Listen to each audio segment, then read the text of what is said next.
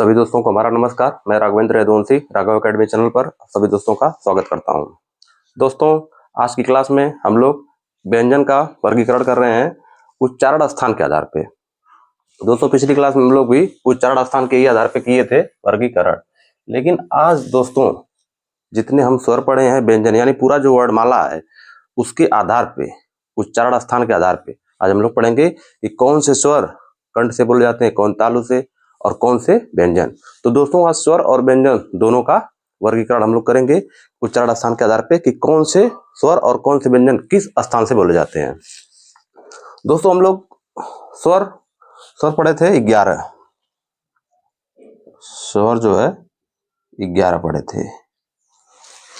अ आ, छोटी ई, बड़ी ई, छोटा ऊ, बड़ा ऊ, री, ए, ऐ, ओ, औ 11। और दोस्तों हम लोग व्यंजन पढ़े थे। व्यंजन दोस्तों व्यंजन क्या था? क से लेकर म तक यानी क वर्ग, च वर्ग, ट वर्ग, त वर्ग, प वर्ग यानी कचट तप और क त म द हो यानी कंठ, तालव्य, मूर्धन्य, दंत, ओष्ठ। ये 5 प्रकार से व्यंजन थे। क वर्ग, च वर्ग, ट वर्ग, त वर्ग, 5। तो ऐसे 5 गुणे 5 था दोस्तों, ये हो गया 25। और फिर हम लोग पढ़े थे अंत अस्त, य, र, ल, व, इनकी संख्या 4 थी। उसके बाद हम लोग पढ़े थे उष्म पढ़े थे, उष्म व्यंजन। देखिए दोस्तों, बड़ा सा, छोटा सा, मूर्धन्य सा है यानी कि 25 स्पर्शी, 4 अंतअस्थ और 4 उष्म। तो 25 प्लस 4 प्लस 4, 25 4 29, 29 4 33। 33 दोस्तों व्यंजन थे और 11 स्वर। आज इन दोनों का, स्वर और व्यंजन दोनों का वर्गीकरण हम लोग देखेंगे कि कौन सा व्यंजन या कौन सा स्वर किस स्थान से उच्चारण किया जाता है। कल हम लोग पढ़े थे तो बस कचट तप वाला ही देखे थे, कतमदो, कंठ, तालव्य, मूर्धन्य, दंत, ओष्ठ। आज पूरा देखेंगे, स्वर भी देखेंगे कि कौन सा स्वर कहां से उच्चारण, उसका स्थान कहाँ है।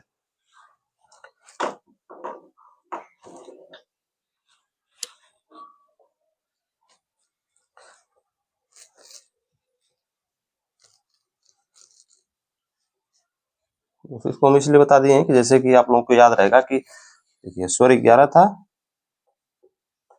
11 स्वर और 33 व्यंजन, यानी इतने को हम लोग पढ़े थे। आज इनका सबका वर्गीकरण करेंगे, ठीक है। अब दोस्तों आइए यहाँ पे उच्चारण आधार के स्थान पे व्यंजन। क वर्ग दोस्तों ध्यान से देखिएगा, मतलब इस सारणी को याद करने का ट्रिक बहुत बढ़िया से बताएंगे हम कि आप लोग समझ जाएंगे। क वर्ग, क वर्ग का कंठ उच्चारण स्थान कहाँ है? कंठ। कंठ दोस्तों बताए थे, कंठ मतलब गला, कंठ गला। नाम क्या होगा? कंठ है, यानी उच्चारण स्थान तो ये है लेकिन इसका नामकरण क्या है? क वर्ग का कंठ है, ठीक। फिर च वर्ग, तालु, जिह्वा का ऊपरी हिस्सा को तालु कहते हैं। इसका दोस्तों उच्चारण स्थान तालु है, यानी जिह्वा के ऊपरी हिस्से में जो है ये च वर्ग बोला जाता है, तालु। इसको दोस्तों नाम क्या दिया गया है? तालव्य। फिर ट वर्ग, ट वर्ग का मुर्दा, मुर्दा दोस्तों मसूड़ा, मसूड़ा को जैसे ये मूर्धन्य नाम दिया गया है, ये मुर्दा जैसे कि उच्चारण स्थान है। फिर त वर्ग, त वर्ग दंत, ये दांत से यानी त वर्ग दंत और दंत नाम उसका दिया गया है। फिर प वर्ग ओष्ठ, यानी इसको ओष्ठ से बोला जाता है और इसका नामकरण ओष्ठ किया गया है, ठीक है। यहाँ तक दोस्तों आपको समझ में आया होगा। जैसे क, च, ट, त, प, कचट तप, ये देखिए क, त, म, द, ओ, कचट तप, कतमदो। यहाँ तक तो हो गया। क से लेके और प तक कचट तप, इधर से क ख ग घ और यहाँ से कतमदो हो गया, ठीक। यहाँ तक तो याद हो गया, इधर तो हम कल ही बताए थे। अब दोस्तों समझने वाली बात क्या है, अ हिंदी वर्णमाला में स्वर में सबसे पहले अ आता है, तो यानी कि ये सबसे पहले लिखा गया अ आ कंठ, ये भी कंठ, इसका उच्चारण स्थान भी कंठ से ही है, अ आ। सबसे पहले दोस्तों देखिए, दोस्तों हम इस सबको बताएंगे, सीक्वेंस से बताएंगे कि आप लोगों को याद हो जाएगा। अ आ, ये भी कंठ, यानी कि ये कंठ से बोला गया। फिर दोस्तों देखिए, जब अ आ हम लोग पढ़ते हैं, अ आ, छोटी ई, बड़ी ई, छोटा ऊ, बड़ा ऊ, री, ए, ऐ, ओ, औ। ठीक है। तो दोस्तों जब हम लोग अ पढ़ते हैं तो छोटी बड़ी आती है, उसके बाद छोटा ऊ बड़ा ऊ आता है।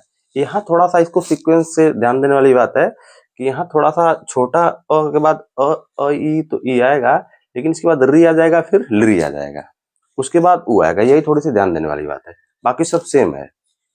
तो देखिए अ आ कंठ में हो गया पहले, और विसर्ग, ये विसर्ग। विसर्ग दोस्तों क्या होता है, जैसे लिखा गया ना दुख, तो दोस्तों ये जो बीच में चिन्ह लगा है ये हो गया विसर्ग, इसी को विसर्ग कहते हैं। तो पहला कंठ, कंठ में कौन कौन से आ गए हैं, अ आ क वर्ग और विसर्ग, कंठ खत्म। फिर दूसरे वर्ग में आएंगे तालु में, तालु में क च क त, यानी तालु, छोटी ई बड़ी ई। दोस्तों ये कचट तप देखिए, ऐसे याद करिए ना, कचट तप हो गया ना। फिर देखिए अब अ आ, अब ये व्यंजन था, अब स्वरों को देखिए कि स्वर कौन से स्वर तालु में है, कौन से कंठ में है। तो अ पहले था, वो कंठ में हो गया। अब उसके बाद अ के बाद क्या आता है, अ के बाद छोटी बड़ी आता है, देखिए छोटी ई बड़ी ई, ये हो गया। क के बाद क्या आता है, कंठ के बाद तालु आता है, च वर्ग आता है, क च क त, यानी छोटी ई बड़ी ई। अभी देखो स्वरों को देखिए, एक एक मतलब एक एक प्रकार से ऐसे बताएंगे अलग अलग करके, तो जल्दी याद होगा, एक ही में सब नहीं याद हो पाएगा। ये व्यंजन को पहले देख लिए थे, स्वर को देख रहे हैं, देखिए छोटी ई बड़ी ई, तालु अलग है। अब दोस्तों क्या है कि ये जो री है, देखिए अब तो आना चाहिए यहाँ सीक्वेंस से ऊ, छोटा ऊ बड़ा ऊ, लेकिन अब री री आ गया है, री, ये वाला री, री के बाद री आ गया है, तो यानी जो री है ये क त म मूर्धन्य में है। ऐसे दोस्तों दिमाग में बनाना पड़ेगा, री मूर्धन्य में, ठीक। फिर री दंत में। फिर देखिए दोस्तों, अब यहाँ से फिर चालू हो गया ये ऊ, छोटा ऊ बड़ा ऊ, छोटा ऊ बड़ा ऊ, ओष्ठ। फिर अंग, अंग दोस्तों नासिक होता है, या तो आप लोग जानते होंगे, अंग जो होता है, अंग जो देखिए एक विसर्ग होता है और एक अंग अ होता है ना, अंग होता है और एक अ होता है। तो ये तो विसर्ग हो गया, और ये नासिक होता है, ठीक। तो अंग जो है वो नासिक हो गया, नासिक, ये नासिक मतलब नाक से बोला जाता है, तो उच्चारण स्थान इसका है, और इसका नामकरण जो है नासिक किया गया है। अब ए, दोस्तों ध्यान दीजिएगा, अ आ, छोटी ई बड़ी ई, उसके बाद ऊ नहीं आया है, री आया है, फिर ली, फिर उसके बाद छोटा ऊ बड़ा ऊ, ये ओष्ठ, अंग नासिक। अब ए, जो ए है ये किससे मिलकर बनता होता है, ये संयुक्त स्वर होते हैं। संयुक्त स्वर का मतलब जो दो स्वरों से मिलकर बने, जैसे ए है ना, इसका विच्छेद जब करेंगे तो अ प्लस ई, यानी अ और ई की मात्रा से ए बनता है, यानी ये दो स्वरों की मात्रा से बना संयुक्त स्वर। तो इसका देखिए अ प्लस ई और अ प्लस ए, जब अ और ए को जोड़ेंगे तो अ और ए को जोड़ेंगे तो अ हो जाएगा। अब दोस्तों देखिए ए जो क्या है, अ हो गया और ई। अब देखिए अ किस में था, कंठ में था, ये देखिए अ है ना, ये कंठ में था, तो यहाँ पे कंठ हो गया। प्लस ई किस में था, ई देखिए तालु में था, तालु में, तो ये तालु, यानी दोस्तों जो ए और ए वर्ण है, ए और ए, ये हो गए कंठ और तालु। देखिए ए अ और ई से मिलते हैं, अ कंठ में है और छोटी ई या बड़ी ई देखिए तालु में है, तो कंठ और तालु यानी कंठ तालव्य, ठीक है दोस्तों। अब उसी तरह दोस्तों देखिए अब ए आ गया ना, ए ए हो गया, फिर ओ औ, यानी गड़बड़ी कहाँ हुई है, बस ये ई, ये ऊ और बड़ा ऊ की जो है पहले री आ गया है इसमें, यही बस थोड़ा सा ध्यान देने वाली बात है। और री और री ये दो ठो पहले आ गया है, बाकी सब सीक्वेंस से ही है। तो अब आइए यहाँ पे ओ पे आइए। ओ देखिए दोस्तों यहाँ पे है, ओ किससे मिलकर बना होता है, ये भी संयुक्त व्यंजन है, संयुक्त स्वर है, अ प्लस उ, दो स्वरों से मिलकर बना। तो अ उ, तो अ दोस्तों कंठ में होता है और उ दोस्तों, उ देखिए अ कंठ में और उ ये देखिए यहाँ पे उ ओष्ठ, ये कंठ और ओष्ठ, तो कंठोष्ठ। जैसे यहाँ दोस्तों था ना अ प्लस ई, अ कंठ में और ई तालु में, तो कंठ तालु। उसी तरह अ उ, अ कंठ में और उ ओष्ठ में, कंठ ओष्ठ यानी कंठोष्ठ।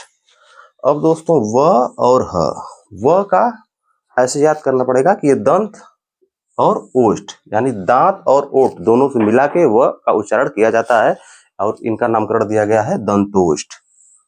जैसे दोस्तों व ही एक है जिसका दंत और ओष्ठ दंतोष्ठ हुआ, बाकी ये सबका देखिए कंठ ओष्ठ कंठ तालु। फिर उसके बाद ह स्वर तंत्र। दोस्तों ह को जो है ये बहुत ही इंपॉर्टेंट है,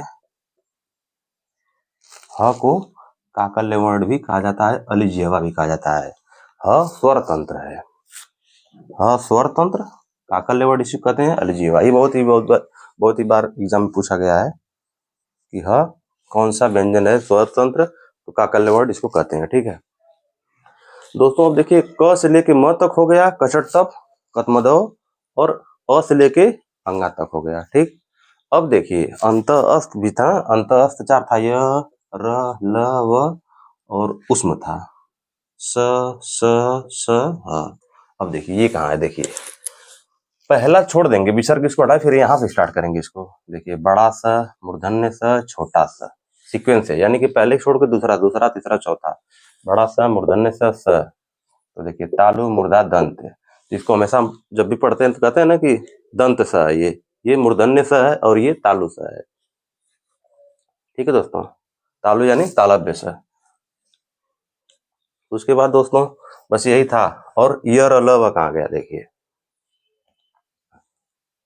य, हाँ ये देखिए ये हो गया ना, बड़ा सा मूर्धन्य सा छोटा सा, दंत, अरे तालु मूर्धन्य, मूर्धन्य मतलब क्यों, ये मूर्धा है और ये मूर्धन्य है और ये री, ये सब हो गया ट वर कचट तक कतमदव री, स छोटा सा दंत। अब य, अब देखिए स बड़ा सा मूर्धन्य सा छोटा सा, सीक्वेंस है ना ऐसे, फिर य र ल। और दोस्तों देखिए वो यहाँ पे आ गया है, वो यहाँ आ गया, यानी य र ल व, यानी कि ये भी तालु से ही स्टार्ट हुआ है, दूसरा से। यानी जो उष्म व्यंजन और अंत अस्त व्यंजन है वो इस वर्ड इस सारणी में दूसरे क्रम से स्टार्ट हुए, क्रम संख्या 2 से स्टार्ट हुए हैं और तालु से स्टार्ट हुए हैं। बड़ा सा तो इसको तालव्य से कहते हैं, इसको मूर्धन्य से, इसको दंत से। ये तो याद ही कर लीजिए, तालव्य से, मूर्धन्य से, दंत से हो गया। फिर ये उष्म हो गए, तालव्य से, मूर्धन्य से, दंत से और ह, ये दोनों, ये चारों दोस्तों क्या होते हैं, ये उष्म व्यंजन होते हैं। इनको तालु मूर्धन्य दंत और ये हो गया स्वर तंत्र। अब देखिए अंत य र ल और व, तो यहाँ से दूसरा स्टार्ट करिए। य होता है तालु में, र होता है मूर्धा में, ल होता है दंत में, और व जो होता है ये दंत ओष्ठ। ठीक है दोस्तों, तो यही तक से दोस्तों हमारी ये समझने वाली ट्रिक, समझना पड़ेगा कि जैसे कौन सा व्यंजन, पहले व्यंजन देखेंगे, जैसे दोस्तों याद करने की बात है, याद करेंगे कि कैसे याद करें। जैसे अपने दिमाग में मैप बना लेंगे कि कंठ तालव्य क त म द ओ, कंठ तालव्य मूर्धन्य दंत ओष्ठ, ये क च ट त प ऐसे करेंगे। उसके बाद सबसे पहले आ रहेगा कंठ में, उसके बाद छोटी बड़ी, फिर देखो दोस्तों देखिए री आ जाएगा, फिर री आ जाएगा, फिर छोटा उ बड़ा उ अंग, फिर ए अ प्लस ई से मिलकर बनता है। तो अ दोस्तों कंठ में होता है, ई तालु में होता है, तो कंठ कंठ देखिए कंठ और तालु हो गया। फिर उ देखिए दोस्तों देखिए यहाँ पे कंठ हो गया, उ जो कहाँ गया, उ इसमें ओष्ठ, कंठोष्ठ, ऐसे याद करना पड़ेगा। वह दंतोष्ठ, ह स्वर तंत्र। ठीक है दोस्तों, इसी तरह याद करना पड़ेगा और कोई दिक्कत नहीं इसमें। स, तालव्य स, मूर्धन्य स, दंत स, और जहां से दूसरे क्रम से स्टार्ट होते हैं ये, और य, र, ल, व, यानी य तालु, र मूर्धा, ल दंत, व दंतोष्ठ। ठीक है दोस्तों, इसी तरह याद करना पड़ेगा दोस्तों। ठीक है, बहुत बहुत धन्यवाद वीडियो बने रहने के लिए। नमस्कार।